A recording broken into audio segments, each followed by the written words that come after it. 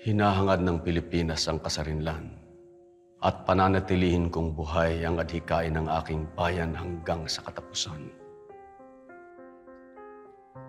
Mas magandang mamatay sa digmaan kesa tanggapin ang pamumuno ng dayuhan. kung panaginip lamang ang umasa sa pag-unlad. Managinip tayo hanggang sa kamatayan. Hindi magtatagal para sa pag-ibig sa inang bayan. Waring dalang isang lihim na mensahe. Dinagit tayo ng isang nakakubling kamay at itinapon na parang mga dahon sa gitna ng sigwa.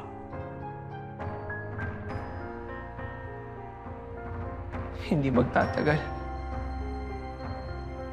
Tayo magiging nag-aalipo yung alabok na lamang.